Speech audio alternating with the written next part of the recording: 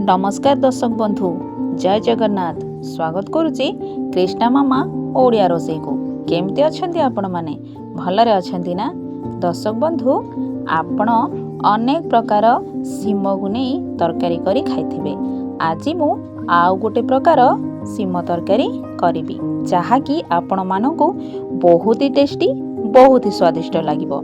जहार ना सरिष मसला सीम भजा निश्चय घरे बनइबे।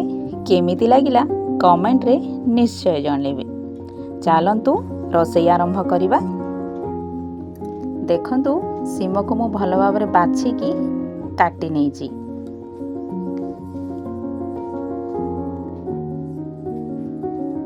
बाटण मु चिकन भाबरे बाटीची। देखंतु बाटण रे मु नेइची सरिष लंका रसुण।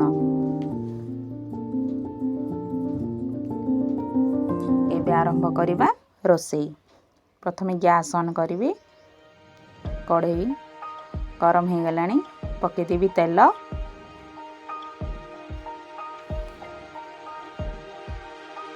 तेल गरम हो गलानी पकेबी तादरे सरिष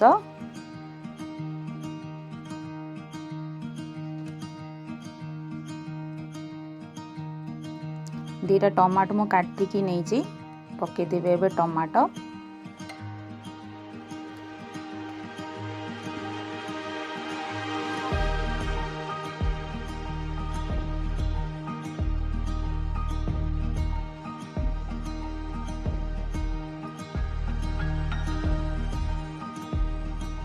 एबे पके देबे हळदी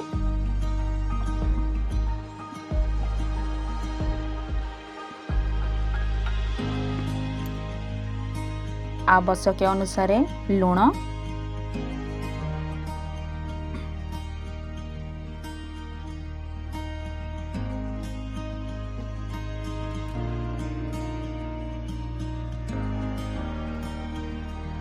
के गळेई नेबी।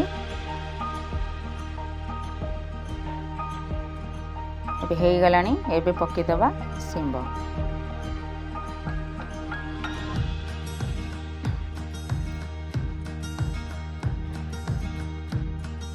सीम को भल कि गळेई नेबी।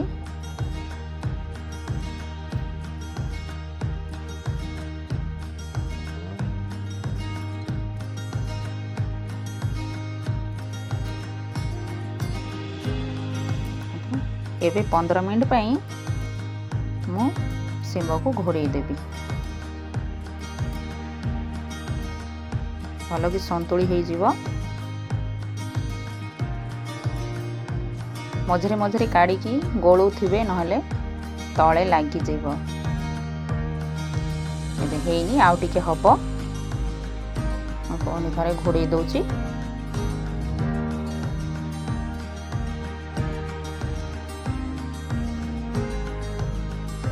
बर्तमान 15 मिनट हो गलानी। काढ़ी नबा घोड़नी। देखंतु केते सुंदर भाबरे संतुली हो जाइछि। एबे मु पके देबी बाटण।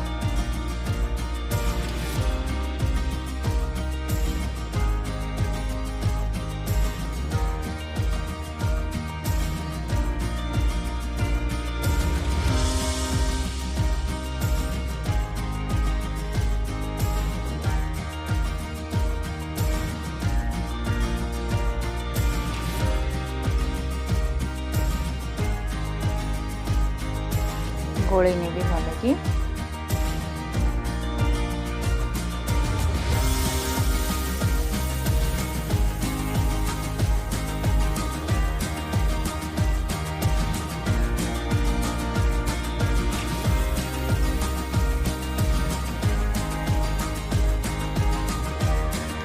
मु पाए ग्लास रे 2 ग्लास पानी दे देबी।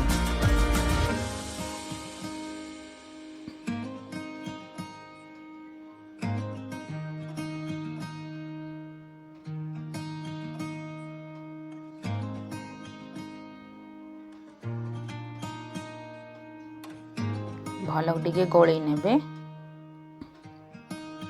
एबे मु दर्शक बंधु आपको मो रेसिपी भल लगी लाइक करेंगे शेयर करेंगे और सब्सक्राइब करने को जमा भी भूलें। मैं पुणी आसबि आउ गोटे रेसिपी नहीं आउ गोटे नुआ आइटम नहीं से पर्यंत मत विदाय दिंतु। नमस्कार, जय जगन्नाथ।